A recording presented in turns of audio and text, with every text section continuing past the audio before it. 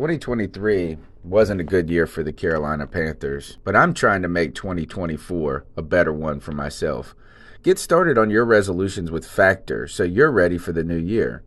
Factor's ready-to-eat meal delivery takes the stress out of meal planning and sets you up for success in the new year. Skip the grocery stores, prep work, and cooking fatigue. Instead, get chef-crafted, dietitian-approved meals delivered right to your door.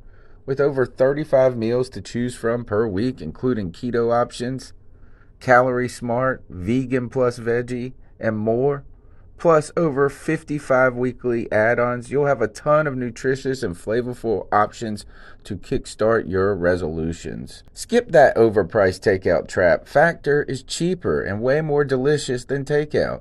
Get chef-crafted, restaurant-quality meals delivered right to your door, and they're ready to heat and eat in just 2 minutes, which means more time for you.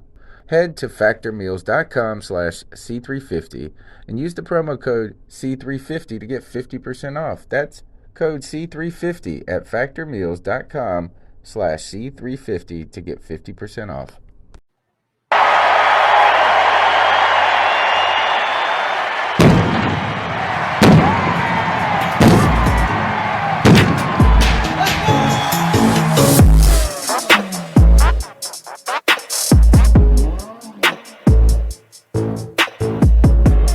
What up, Panther fans? You're listening to the C3 BeatCheck.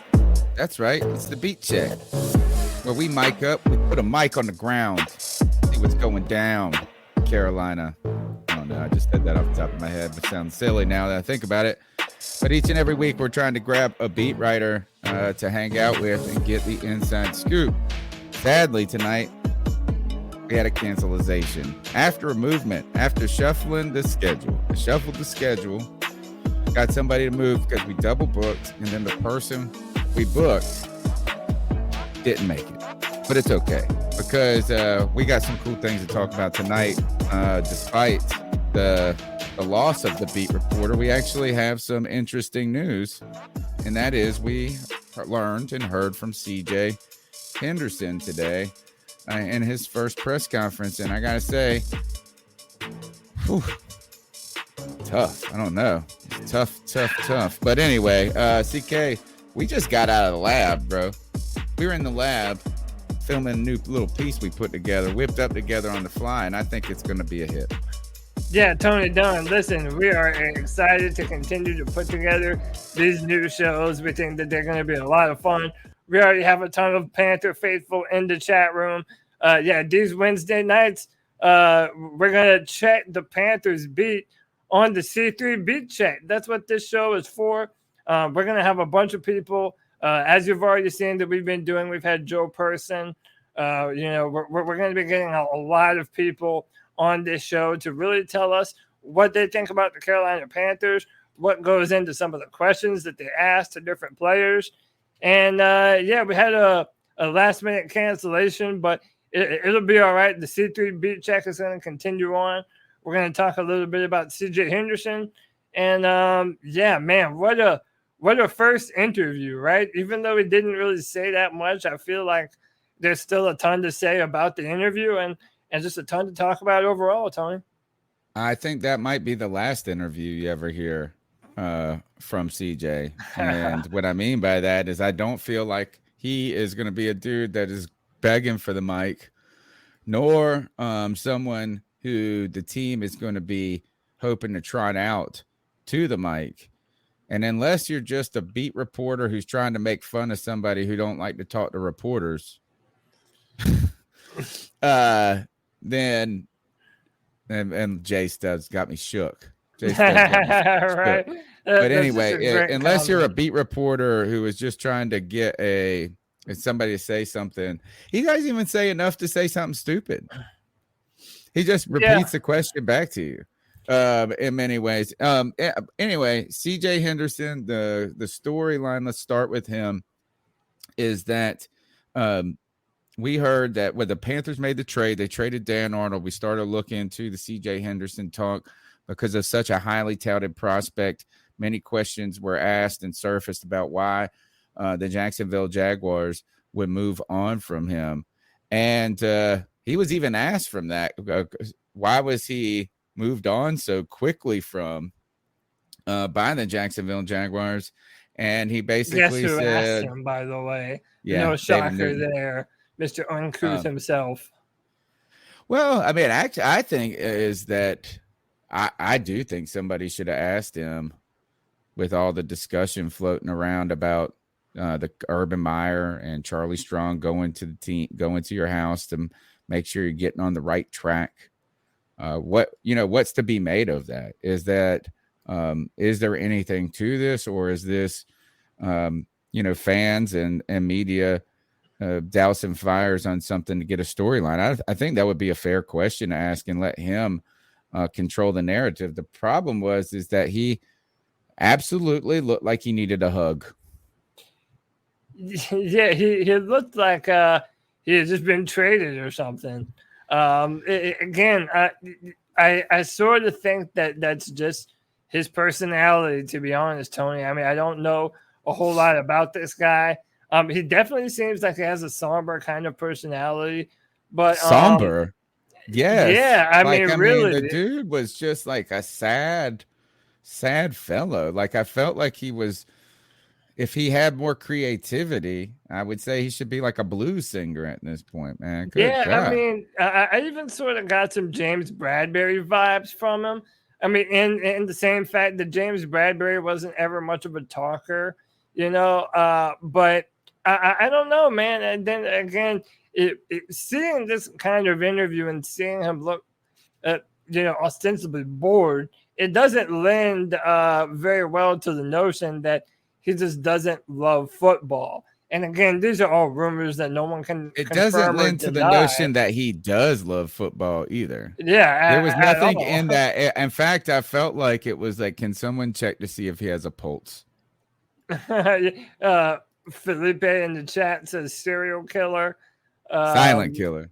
Yeah, silent killer. But then I have seen. Yeah, here we go. Trail One says serial killer type to me. Hey, let's just hope he's a serial killer on the football field, shutting down wide receivers like we're hoping that he does. Listen, I'm hopeful for the young man. I do think he just has one of those weird, awkward kind of personalities. The young guy is, 21, 22 years old. I hate even saying stuff like, does he love football? Is he or isn't he depressed? It's like a lot of it is just conjecture anyway, stuff that we'll never be able to know. But at the same time, man, I really do think that being on this football team and how good we are right now, I mean, he can do anything that he wants to do here. He can be as good as he wants to be.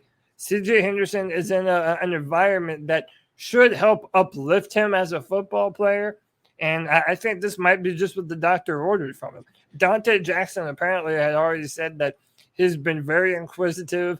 He's asking questions and that he wants to know more and be a part of the football team. So, Tony, if he has that kind of mindset, dude, I don't care if he looks like he's about to cry. As long as he does his job and is able to do so with some semblance of, togetherness, then I'm all about it, man. He's asking questions like, where's the bathroom at? Where do you come in? Where do you walk in the stadium at? I gotta go to the bathroom. I would say for him is it might just be a case of having zero personality, right? You say a somber personality. Like, I mean, it was like you got traded. He's like, oh, they barely knew that. Just introverted, maybe, just or just zero, just not a lot there. And I mean, I'm not talking about intellect. I'm not trying to knock on anybody, but have you ever met somebody and they're just like not a good conversationalist? Oh, many people. Yeah, I'm not trying to say that they're done. Like, that's not the point. It's just like some people have more personality, and some people have. His personality was like on like a Quaalude level, dude.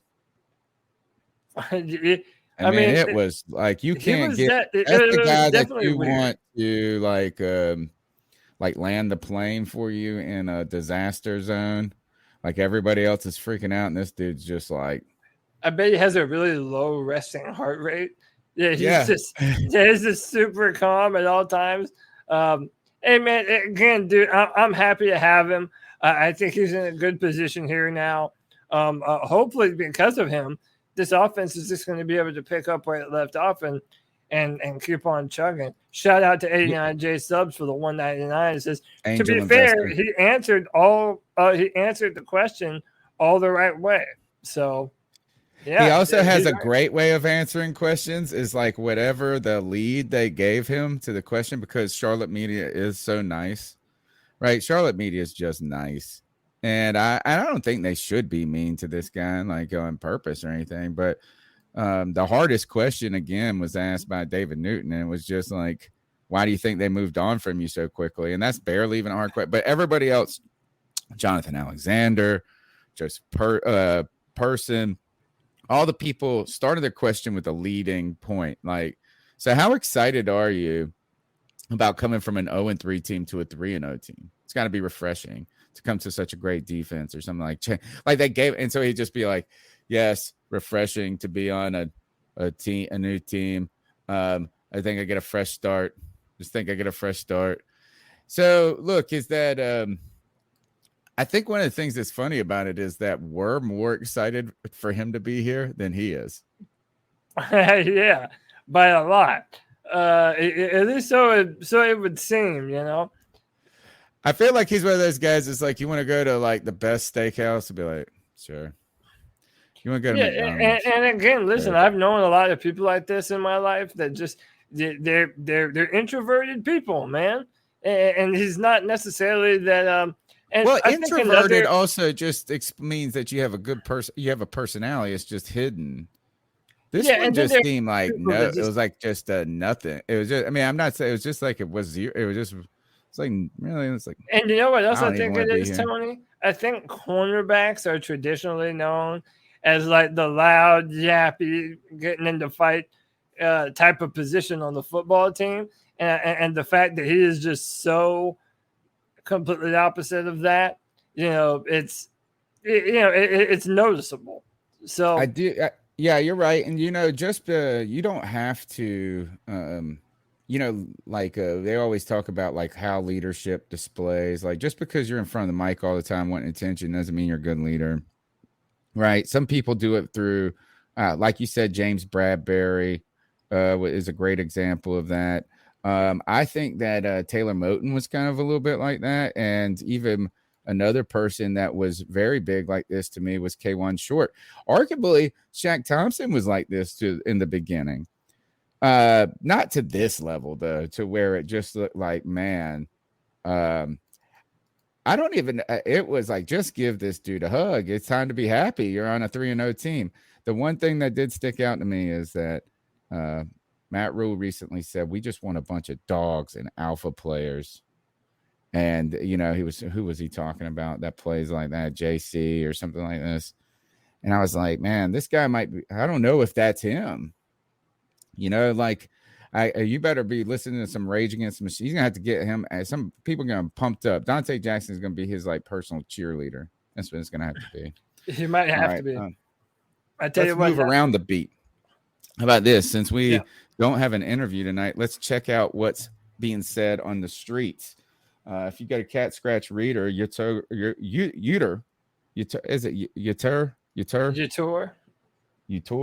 gross matos, right? Yeah, that's how I say it. I feel like everyone has their own gross matos or gross. I say Uter gross matos because to me that just kind of rolls off the tongue better. But gross matos, if that's how you say it. Yeah, I don't know. I don't think I've heard him say it before. Yeah, Grizz, the Cat Pack Guru, says, why does this matter? Well, number one, it matters because we're all excited about this corner, right? Of this trade and this acquisition. That's one thing that matters. Number two, the Panthers are the ones who trotted them all out there. And number three is every dang reporter in the world showed up for a 6-minute interview today. That's the one you should have stayed with your family and just eating dinner and just cutting the Cliff Notes live. And I wonder if you're not going to be able to ask questions since they only gave like 5 questions out.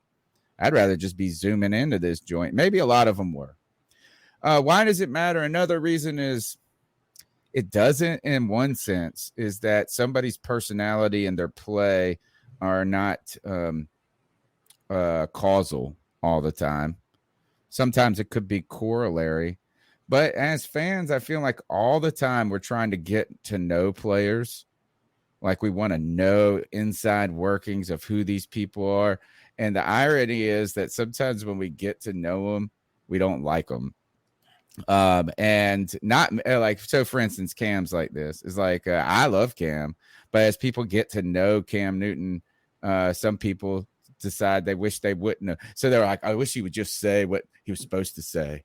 Like you want these players on one hand to have like to be honest and authentic. And then when they don't say what you want to say, you want them to be like, why can't they just be more scripted?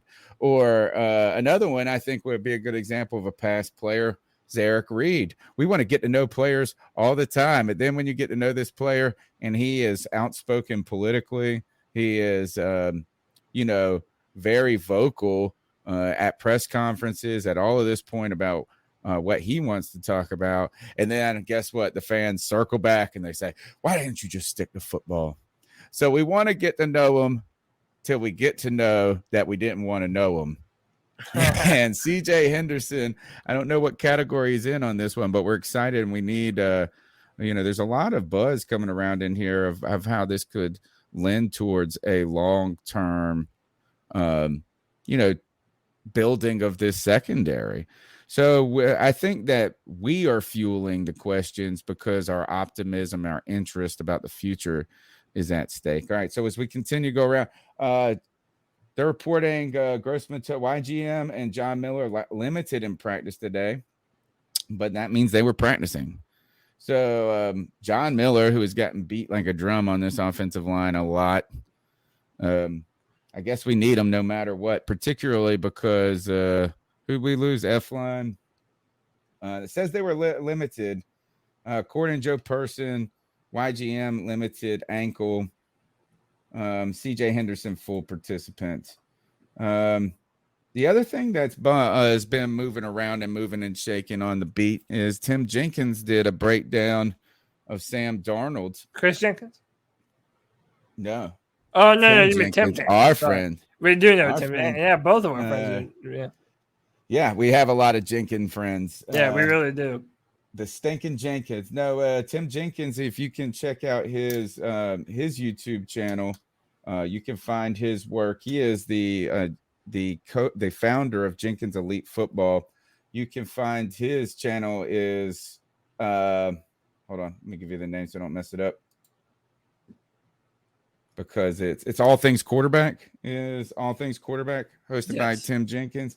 He did a Sam Darnold week 3 against the Houston look view of Sam Darnold's performance, and was rightfully complimentary of, it's not a long video. He's keeping them short and just showing some things that look really good.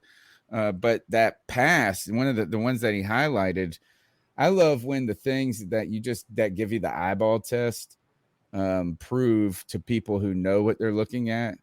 Like it verifies my position. And who's that guy that's been returning punts for us? Erickson. Yeah, Erickson. Do you remember that pass that Sam Darnold threw to him on like third down? Yeah, throwing out to his right. Yeah, on that little big route. Yeah, for sure. Like when I saw that, I was like, man, that's special. Like that was like a badass. I didn't know. I thought it was Zylstra who caught it at the time. I had no idea that the other guy was even playing. He was also very complimentary of DJ Moore too. If you watch that whole video, he was making it sound like to him, DJ Moore is one of the better receivers in all of the NFL. And I think he makes a point in that now that we're getting to see DJ Moore's abilities, now that he does have a quarterback with a live arm throwing him the football, DJ is off to one of the best starts. The very best start of his career, and that's not a surprise right now. I think Sam is continuing to play well and continuing to play better. I did want to clarify that we're live. I saw some people in the chat room wondering even why we were talking about CJ Henderson and his personality.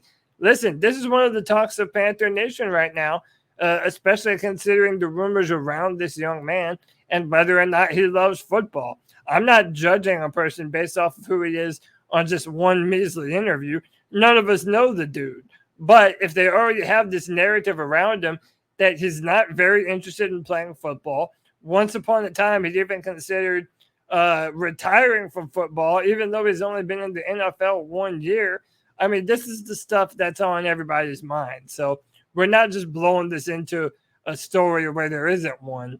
So again, we're just talking about what's on the mouth and mind of Panther Nation. Everyone is happy and excited for CJ to be here.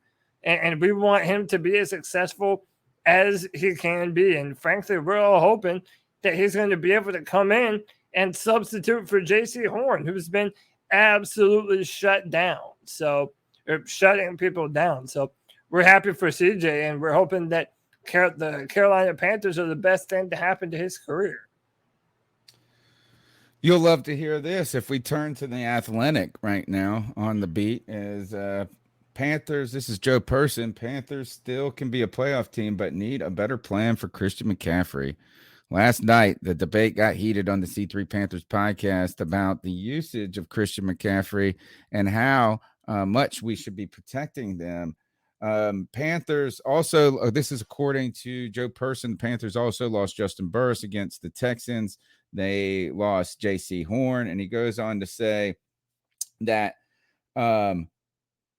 here is this is McCaffrey has his own team of trainers, nutritionists, and the like, but Rule said the 25-year-old back has done a really good job this year of working with the Panthers trainers as well as the strength and conditioning staff. He said, I think we'll have a really good plan for him, quote from Matt Rule. I still don't have a great feel of the severity of it, what it is. They've given me a time frame, but they're still doing a bunch of different things to make sure. I think Christian will do exactly what needs to be done. I know he wants to get back out there. He'll be out there as soon as possible. Joe Person goes on to say this, the Panthers should take a page from the Saints in their handling of running back Alvin Kamara, who has never played more than 660 offensive snaps in a season since entering the league with McCaffrey in 2017. McCaffrey's averaged 917 snaps a year for his first preseason game. So Joe Person, with the caveat, says, I don't know what the number is, but this isn't the number that it should be. I don't know if I agree with this because this was a non-contact injury, and I'd also wonder, that's interesting, is that McCaffrey is so elite. He brought his own conditioning. He don't show up to the conditioning room there. He does his own conditioning, and it does work, obviously. But Joe Person says we got to have this plan or the CMC all play plan is not the plan. I mean, yeah, listen, you and I are kind of fundamentally disagree. And I don't even know if we really even disagree all that much. I'm just saying that with a player as important as Christian McCaffrey, and really, I don't care, who the name is. If you have a part of your offense, or a player rather, and so much of your offense is tethered to that person, then load management has to be a part of the conversation, and not having him in on all these different snaps. Having a running back too is very important, and I think that now we're at least going to get the opportunity to see whether or not Chuba Hubbard actually is that. So, I mean, listen, we all hope Christian McCaffrey comes back healthy and as good as new. But I mean, my question is actually for you. But once Christian comes back from this hamstring injury, would you use Christian exactly the same way that we've been using him up to this point? Yeah, I don't know what we've really done that's like exceptionally crazy, to be honest. Is that I mean, they say 30. What is like the most? They had 30 touches one game. I mean, I don't. If that number's too much, then is 25 okay? Or I don't know. Is that I do think that it was interesting that in the Madden simulations we did, right, that C3's done, as also in the preseason, it felt like we were so pass heavy, and then you came out early and we're very run heavy with Christian McCaffrey in the beginning. So I think that this time right here is that maybe as Sam Darnold gets confidence, gains more confidence. The Panthers have seen that they're rushing, the run blockers aren't that great. That maybe we're just going to have to open the playbook up to be a more passing offense, and that maybe that'll find a way to shelter Christian McCaffrey. The problem is that he's the better, blocker than Chuba Hubbard is, who is a rookie. Ron Rivera would have never played Chuba Hubbard a snap, let alone all the snap. I'm surprised Chuba's gotten as many reps as he has, given, he's had a fumble, he's had, some drop passes. Matt Rule's called him out on missing blocks. He just needs to put some more weight on, right, and to get to the kind of the NFL strength level. I don't know if that's weight or just country strong, but I don't really know what else to do, right? I mean, like, what else do you do? I don't know if 4 snaps is going to make a difference. I guess that does take it down 10%, right? Like if you getting 30 reps and you go 4 less reps, that's 10% load management. Yeah, I mean, especially like if you're up a touchdown or 2 in the third or fourth quarter, yeah, give CMC a break. Get the running back 2 in there. Early on, especially when you're trying to put points on the board, yeah, be Christian McCaffrey heavy and use him in all of his different assets and all the skill set that he has, and let that man play. I understand that completely. I just want to be able to have Christian McCaffrey for the playoffs. I want this man to be 100% healthy and ready to go, considering we make it that far. And I'm 100% in believement that we will. So, dude, I'm just, I feel like people have this idea that I'm like somehow anti-Christian McCaffrey. I'm not, dude. I love Christian as a player. I'm just concerned about his injury history, and I'm hoping and I'm worrisome that that's going to continue to catch up with him. I hope I'm wrong, because I want Christian McCaffrey to help us win a Super Bowl, damn it. Yeah, I think the best I think that all things have to be looked at just in more than like blanket statements. And that's why when Josh Klein came on here and said, in that final drive when you're up and you're not going to lose the game, that's when I have an issue of them using Christian McCaffrey. Sure. And that's those arguments resonate, right? Is that when and how, if you can find ways to give him less, a carry, 4 less carries in a game that you're losing, that you could potentially win, is not the load management I want. 4 or 10 less carries in a game that you're winning handily with a defense that's holding them, in check, is the game that I think we can start thinking about those types of things. So I like that. I just you want your best players to play. But Christian McCaffrey has been it's like a problem for offensive coordinators, and no one's been able to crack the code yet, because he's like the best player, right? He's like your super player on the team.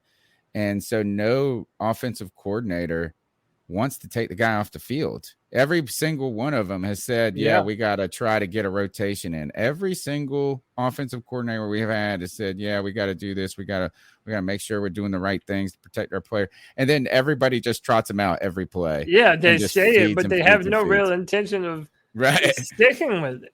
Yeah, and it's kind of frustrating too. And I think, again, we don't want to rehash old stuff, but dating back to Cam Newton and how his injury was handled, and even to a lesser extent, Greg Olsen. It's like at what point are we trotting players out there to potentially do more damage to themselves? And especially running back, which doesn't tend to have very long careers anyway. So again, this is going to be something that they're going to have to grow and adapt with. And again, I don't want to be a broken record, but the blessing in disguise that this represents is very real, because now Joe Brady is going to be able to see what they can do on offense without him, open up that playbook. And then once Christian McCaffrey comes back, you're going to have to manage that again, getting him involved, but making sure everybody is getting their fair share of touches. I'll say this, no matter if we do or don't have Christian McCaffrey, our offensive line has to be a whole lot better than it has been. True that. Gotta have one more point I was gonna. Oh, it does seem like Brady after week 1, because there was a lot of criticism after week 1 about how much Christian McCaffrey was used. It's like 30 touches. 30. This is crazy. If you use this pace right here for the rest of the year, it's gonna be insane. And then the next week they came out and started putting Chuba Hubbard in a lot or more. Right. So it seemed like they were trying to find, they've been forcing Hubbard in there when he hasn't even been that great. Maybe he's a rhythm back. Maybe he just needs experience.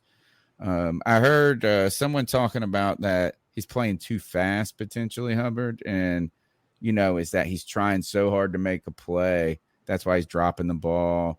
He's almost got anxious and some things. And that the game is very fast for rookies, and it'll start. Hopefully, it slows down. Like to see him take a step forward, or really be some exciting. Carry the load a little bit, because losing Mike Davis did create this kind of vacuum here in case Christian McCaffrey went down. In my keeper fantasy football league, the only way to win this league is to get stars late in the game that you're going to use in the years to come. So I'm always trying to draft people in these back rounds that could be something in the future. Terrace Marshall Jr., I grabbed him. Trey Lance, grabbed him in the late rounds. But another was Chuba Hubbard, but this was almost a handcuff pick since we had no other running backs in case Christian McCaffrey went down. And guess what? I'm starting Chuba Hubbard this week in my fantasy football league because Josh Jacobs is injured. And I need a guy that's going to get the reps. So I hope that he can answer the challenge.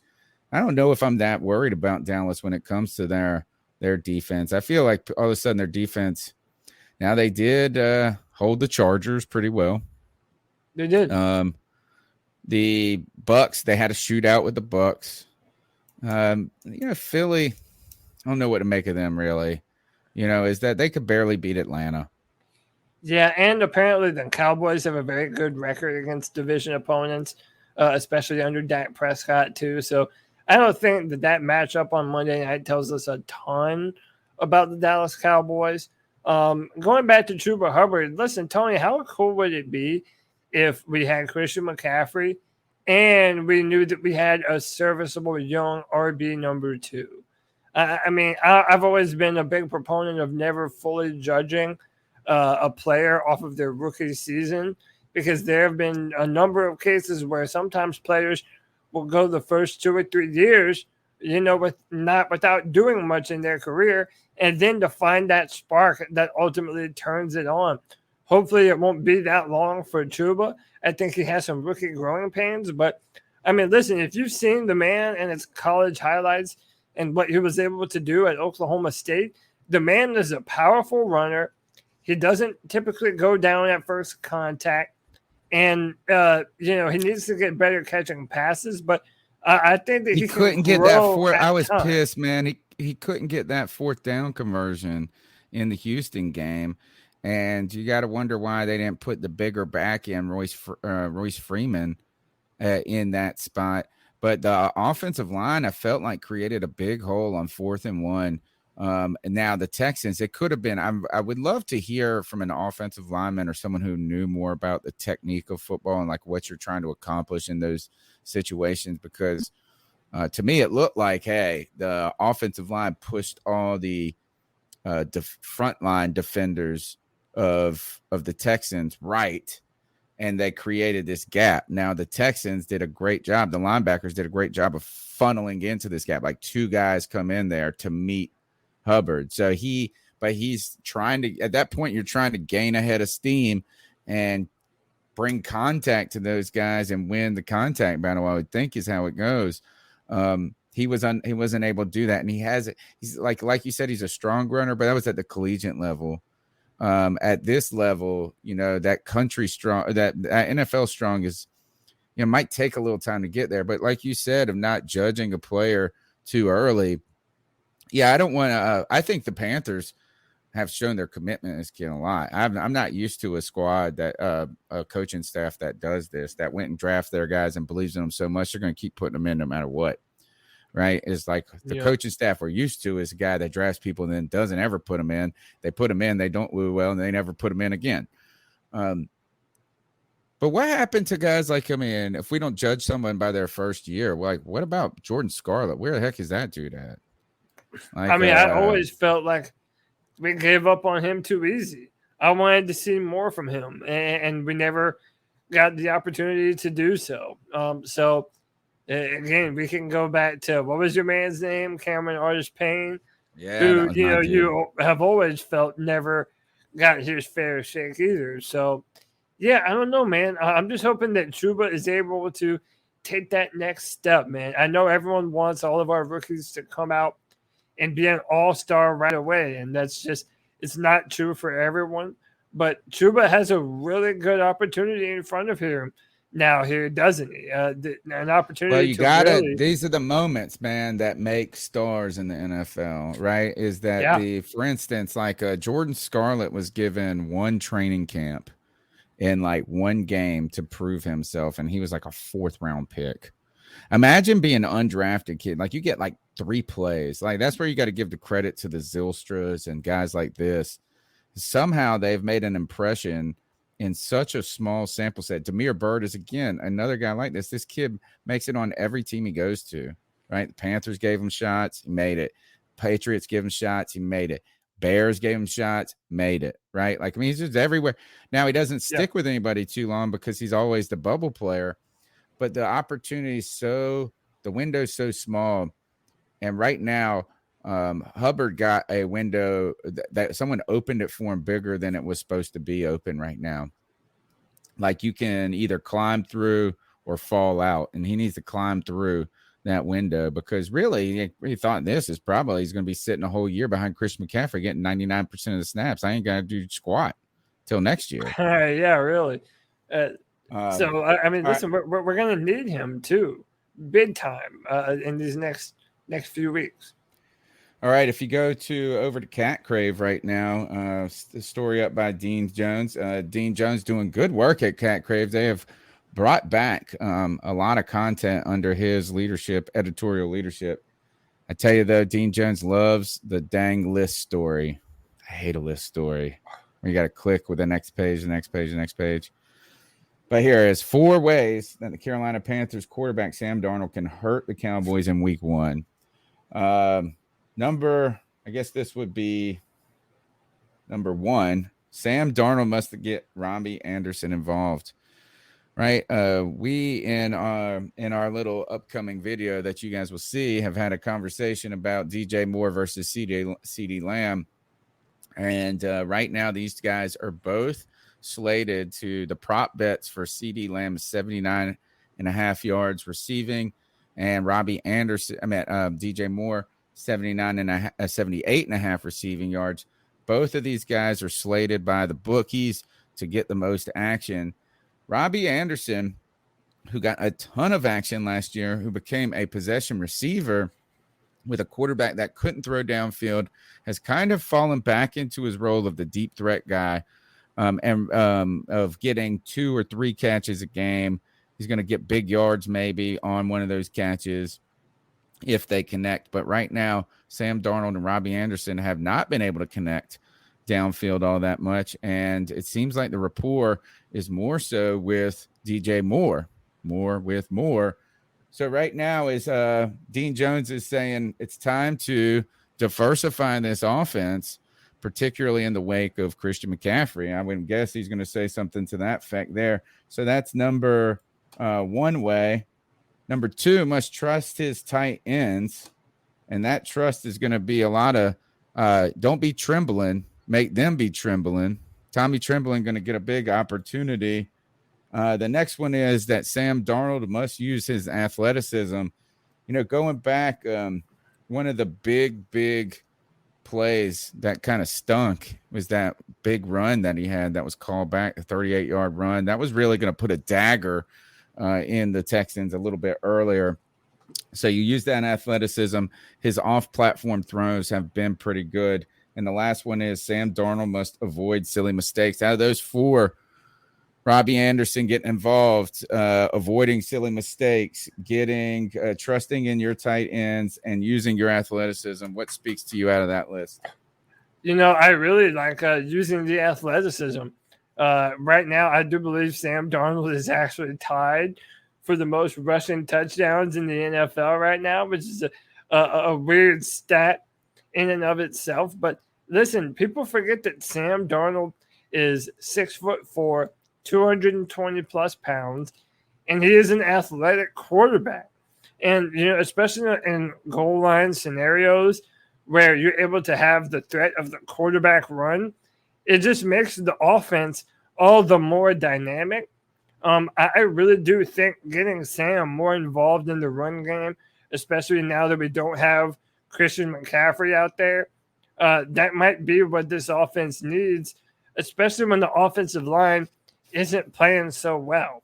Move Sam out of the pocket, let him run the football a little bit, and really take advantage of that athleticism. And I really do, to their credit, think that they have been trying to make a concerted effort to do that. You're listening to the C3 BeatCheck, where on Wednesday nights we're going to get together, catch up with a beat writer, and check out what the word is on the streets. Tonight we had a little scheduling problem with our guest at the last second, so we are putting our ear to the ground right now and finding out the news on those streets. Here's another list story from you, from old Dean Jones, and that is 5 players whose stock is soaring at this point. Daquan Jones is one. DJ Moore is another. Dante Jackson is number 3. Sam Darnold is number 4. And my favorite, I'm going to take the lead on this conversation. His stock isn't soaring because it's all, well, I guess it is soaring. It's the ultimate soaring. It's stratospheric. Hassan Reddick here, baby. Hassan Reddick. I mean, it's not like he's been ascending. Like Sam Darnold's kind of ascending at this point. Dante Jackson, I feel like, is playing better and better, a little bit better each week. I mean, but he started out hot too. Daquan Jones is busting onto the scene. DJ Moore's just doing what DJ Moore's always done at this point. Yeah. Hassan Reddick the question was he a flash in the pan at Arizona? Or is he the real deal? And he bet on himself, folks, this year. He took a 1-year deal with the Carolina Panthers because he believed that they had some talent here. But I think he believed in Coach Rule and he believed in Phil Snow, that they would know how to use him in the best capacity. Unlike the Arizona Cardinals, who kept trying to make him a outside linebacker more so, even though he's a pass rusher, and that's what he says. I'm supposed to go after the quarterback. That's what he wants to do, and he has been doing that. 4.5 sacks already on the year. You could almost have a discussion who has had a better season at this point between Brian Burns and Hassan Reddick. And I think if you flip that question on one, I think the answer to that question is Hassan Reddick there. But I think if you flip or tweak the question a little bit is who's been more important to the Panthers' defensive success, I might flip that question to Brian Burns and saying some of Reddick's success has come from Burns' contribution. I'm not sure. Either way, Hassan Reddick, pay that man, put him with Brian Burns. Let's get that quarterback. His stock is stratospheric to me. Yeah, and listen, it doesn't hurt to have a dynamic duo, man. 2 partners in crime on the edges. It helps both each other out to have a tandem like that. They're meeting each other at the quarterback.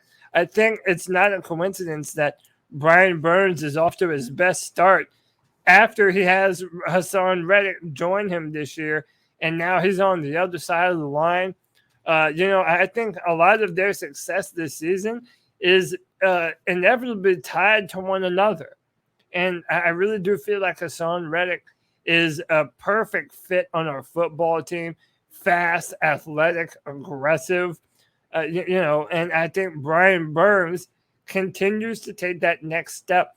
Tony, I keep on mentioning this idea of just getting better. Every time you step on the field, be better than the last time that we saw you.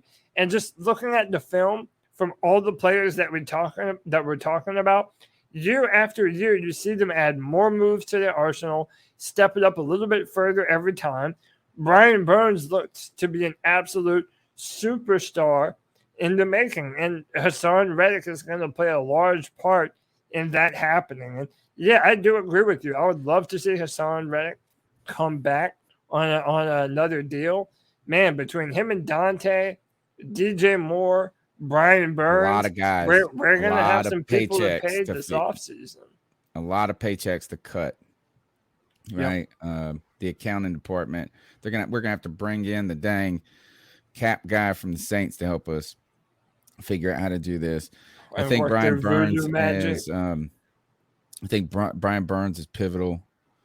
And I think it's a lot better to pay Hassan Reddick than it would be to pay Dante Jackson personally. I don't know if you had to do it either or.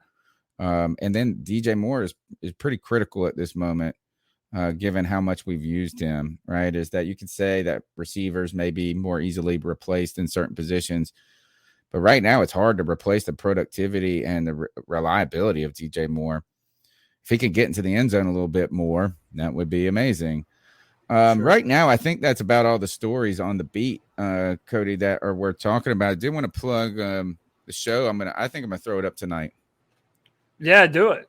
For sure. I think I'm gonna throw it up tonight. Cody and I, right before we came on here, recorded a new segment that we're gonna be trying to roll out, and that is the C3. We're gonna all these the title, the format, all a little working, but I thought we had a great first night. A great prototype to build from, the C3 Debate My Take, where it's a debate show between Cody Lashney and Tony Dunn, where we really go after it. Two guys with great hair, great personalities, great takes, but not everybody can be a winner. And Cody Lashney sometimes is going to be the loser, like he was tonight. Anyway, we're going to drop this video where that's not true. We got some cool. Actually, let's tease the topics here.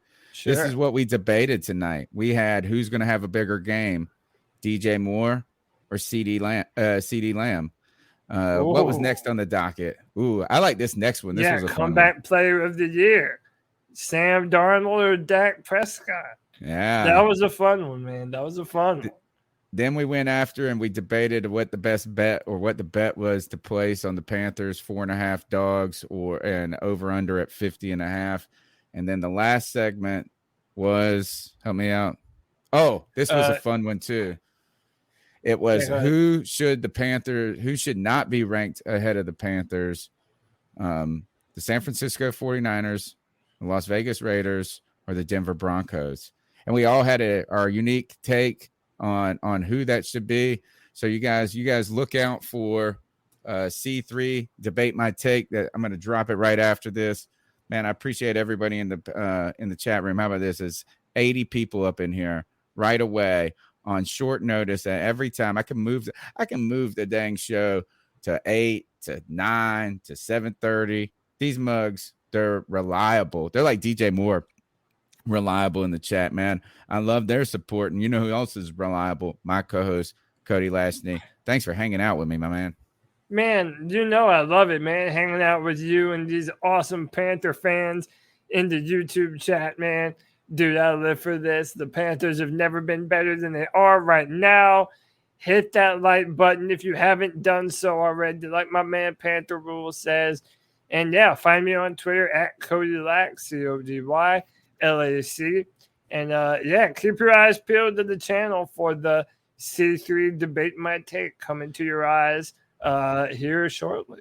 Hit that. So you guys also on the Tuesday night show be a great time to put out suggestions for debate topics as we go forward. On top of that, I want to thank everybody for, like Cody said, subscribing to the show. Our subscribers have been climbing tremendously over the last couple of weeks.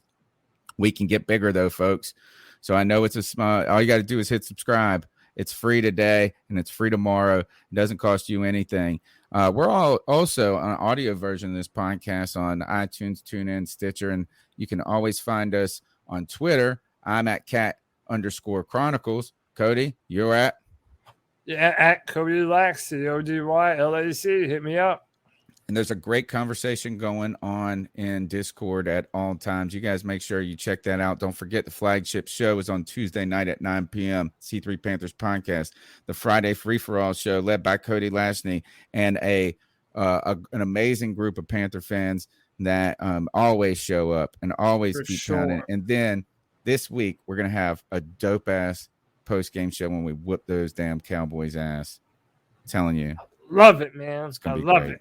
I'm ready to do it, man. Pumped. All right. Good night tonight. Let's get out of here before we take a, we're trying to condense some things, segment some things. Let's go enjoy the rest of our evening, folks. Have a good night, and thanks for supporting us. Keep pounding.